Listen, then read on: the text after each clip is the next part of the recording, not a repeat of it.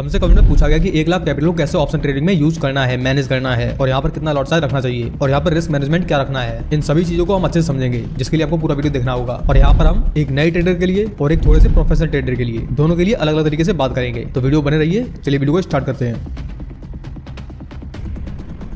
तो सबसे पहले जानते हैं एक नए ट्रेडर के लिए, वो ट्रेडर जो कि नया तो है बट वो डिसिप्लिन्ड है, इमोशंस के कंट्रोल में है। तो वहां पर आपको सबसे पहले 4 पार्ट्स में अपने कैपिटल को डिवाइड करना है, यानी कि 25,000 रुपए में। और यहाँ पर सबसे पहले आपको अपने 25,000 रुपए को अपने बैंक अकाउंट में डालना है और 50,000 रुपीज को इंडेक्स और गोल्ड में इन्वेस्ट कर दो। अब जो 25,000 रुपए बचे हैं उनको डालना है आपको ट्रेडिंग अकाउंट में। अब यहाँ पर सबसे पहले आपको सेट करना है रिस्क, मंथली बेसिस पर और पर ट्रेड बेसिस पर। यहाँ पर आपको मंथली बेसिस पे अराउंड 5,000 रुपए का रिस्क रखना है, यानी कि पूरे मंथ में अगर इतना लॉस हो जाता है तो ट्रेडिंग उस मंथ के लिए बंद कर दो। दूसरा, आपको पर ट्रेड रिस्क भी सेट करना है, जो कि अराउंड होना चाहिए 400 से 800 रुपीज, यानी कि एक दिन में एक ट्रेड में इतना ही लॉस लेना है। और यहाँ पर एक दिन में सिर्फ एक ही स्टॉप लॉस लेने वाले हैं तब। तो जब भी आपका रिस्क एक्सीड होता है मंथली बेसिस पर और डेली बेसिस पर, उस टाइम के लिए आपको ट्रेडिंग को बंद करना है। अब मान लो आपको जो रिस्क था 5,000 रुपए मंथली बेसिस पर, वो लॉस हो गया है। अब क्या करें? अब जो अमाउंट आपका अकाउंट में डला था वहां से 5,000 रुपए निकालो, अपने कैपिटल में ऐड कर दो और फिर से ट्रेडिंग को स्टार्ट करो, सेम रिस्क मैनेजमेंट के साथ में। पर मान लो अगर आपने प्रॉफिट किया है तो चाहे 1,000 या फिर 2,000 रुपए का ही क्यों ना हो, तब आपको अपने कैपिटल को इंक्रीज करना है। अब ये करना कैसे है? सबसे पहला तो ये कि जब तक आप 3 महीने तक कंसिस्टेंटली बेसिस पर प्रॉफिटेबल नहीं रहते हो, यानी लगातार आप 3 महीने तक प्रॉफिट कर रहे हो, तभी आपको इंक्रीज करना है अपने कैपिटल को। अब 3 महीने के बाद सबसे पहले आपको अपने 5,000 रुपए को ऐड करना है, यानी कि अब आपकी कैपिटल हो जाएगी 30,000 रुपए। और जब आप इस कैपिटल के साथ में फ्रेंडली हो जाओ, यानी कि इससे भी प्रॉफिट करने लगो, तब 2 महीने के बाद में आपको अपने 10,000 रुपए को और ऐड करना है। अब यहाँ पर अभी कैपिटल हो जाएगी 40,000 रुपए। और जब इसके अगले मंथ में फिर से तुम प्रॉफिटेबल रहते हो, तो अपनी टोटल कैपिटल का जो भी तुम यूज कर रहे हो उसका 10 या 20% मंथली बेसिस पे इंक्रीज कर सकते हो। आपको तुरंत जल्दबाजी में एक बड़ा कैपिटल को इंट्रोड्यूस नहीं करना, अपनी कैपिटल को तुरंत से बढ़ाना नहीं है। इससे आपके इमोशंस जो है कंट्रोल से बाहर जा सकते हैं, डगमगा सकते हैं। अब यहाँ पर बात करते हैं अपने लॉट साइज को कैसे कैलकुलेट करना है। अब जैसे आपने यहाँ पर किसी भी कॉन्ट्रैक्ट में ट्रेड की है जिसका प्राइस चला था 100 रुपीज पे। अब मान लो आप यहाँ पर किसी भी कॉन्ट्रैक्ट में बाय करते हो जिसकी प्राइस 100 रुपीज है, और वहाँ पर आप 10 पॉइंट का स्टॉप लॉस रखते हो, यानी कि 10 पॉइंट नीचे, यानी 90 रुपए पर। तो पॉइंट कितना निकल के आए? 10 पॉइंट। ये है स्टॉप लॉस पॉइंट। अब यहाँ पर हमने पहले जाना कि आपको एक ट्रेड में रिस्क कितना रखना है, 400 से लेके 800 रुपए। अब 800 रुपए जो है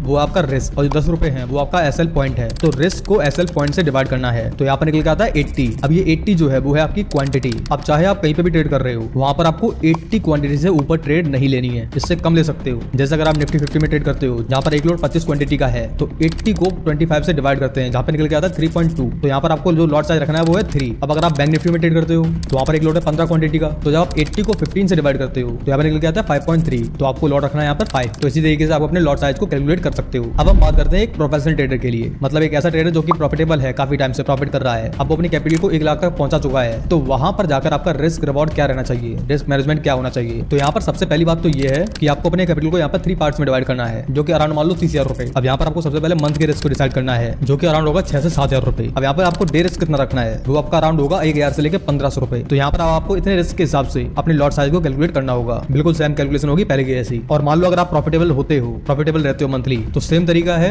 कि आपको अपने कैपिटल को कैसे इंक्रीज करना है। सिंपली आप अपने कैपिटल के अकॉर्डिंग 20 से 25% इंक्रीज कर सकते हो। जैसे 30,000 पे आप 7 से 8,000 रुपए इंक्रीज कर सकते हो, और लगातार प्रॉफिटेबल रहते हो तो 10,000 के अराउंड आप मंथली इंक्रीज कर सकते हो। और जैसे जैसे आपको ट्रेडिंग में एक्सपीरियंस मिलता रहता है एज अ प्रॉफिटेबल ट्रेडर, तब आप अपने आप समझने लगते हो कि आपको कब कितना इंक्रीज करना है। तब आपको किसी से पूछना नहीं पड़ेगा कि कहां पर कितना रिस्क रखना है, कितना कैपिटल हमको यूज करना है। बट स्टार्टिंग में जितना सेफ खेलोगे उतना अच्छा रहेगा। तो यहाँ पर मैंने जो भी आपको कैलकुलेशन बताई है, तो वहाँ पर मैंने जहाँ कोशिश ये की है कि अगर आप वहाँ पर लॉस करते भी हो तो आप अपने पूरे अकाउंट को खत्म ना कर दो, जिसके लिए कुछ पार्ट को डिवाइड करके आपके अकाउंट में डलवा दिया है और इन्वेस्टिंग करवा दी है। तो जैसे आप प्रॉफिट करने लगते हो तो इस बचे हुए सेविंग फंड का यूज कर सकते हो बाद में, वैसे जरूरत नहीं पड़ेगी। और एक चीज को ध्यान रखना, एक बुक है the richest man in the Babylon, यहाँ पर एक चीज कही गई है पैसों के बारे में कि आप कहीं पे भी इन्वेस्ट करते हो, पैसे लगाते हो रिस्क पे, जहाँ से आपको पैसे आते हैं यानी प्रॉफिट होता है, अब उस पैसों को खर्च नहीं करना है, अपने ऊपर लुटाना नहीं है। उन पैसों को दोबारा से इन्वेस्टमेंट करो उसी चीज में, यानी कि पहले तो इन्वेस्टमेंट आपने की, वहां से जो इन्वेस्टमेंट आई उसको ना खाके आपने उसको दोबारा से इन्वेस्ट कर दिया है। अब जब यहाँ से आपको पैसे आए तब उसको यूज करो, यानी कि जब शुरुआत में आप प्रॉफिट करते हो ट्रेडिंग से, तब आपको उसको खर्च नहीं करना है किसी भी शौक में। उन पैसों को दोबारा से इन्वेस्ट करो, और जब दूसरी बार वहां से पैसा आए तब जाके आप अपने शौक को पूरा कर सकते हो। यानी कि फर्स्ट जनरेशन आपकी होगी जो आपने पैसा पहले इन्वेस्ट किया, सेकंड जनरेशन जो वहां से पैसा आया, अब थर्ड जनरेशन क्या है, जो उस पैसे से पैसा बना है। So use third generation of your money and don't eat your first generation child. तो वीडियो कैसा लगा कमेंट में जरूर बताना, और कोई भी क्वेरीज है कमेंट में पूछ सकते हो आप, उसके लिए सिंपल वे में वीडियो लाने की कोशिश करेंगे। और कुछ और डिटेल्स के लिए आप डिस्क्रिप्शन चेक कर सकते हो।